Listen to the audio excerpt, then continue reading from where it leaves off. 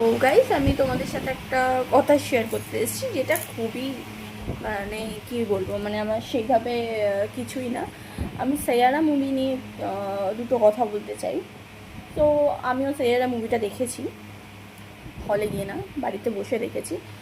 So আমি যেগুলো দেখছি যে ছেলেমেয়েরা অজ্ঞান হয়ে পড়ে যাচ্ছে, কেউ কাঁদতে লাগছে, কেউ জড়িয়ে ধরে পুরনো স্মৃতি মনে করছে, হ্যান ত্যান এক্সেট্রা অনেক কিছু আমি দেখে ফেলেছি ইনস্টাগ্রামে।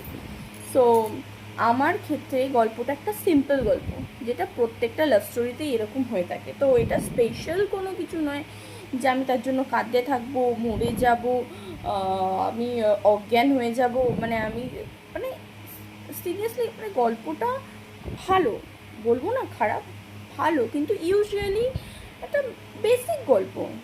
এটার মধ্যে কোনো এমন আহামরি কিছু নেই যে আমাদেরকে সেটা নিয়ে চিন্তায় ফেলে দেবে, আমাদের হেলথের উপর সেটা এফেক্ট করবে। সো ইয়া, তোমরা যারা যারা হার্ট পেশেন্ট আছে, যারা যারা এইরকম মুভি দেখতে দেখতে অজ্ঞান হয়ে পড়ে যাচ্ছে, প্লিজ ঘরে সেফ থাকো, সাইয়ারা দেখতে হবে না।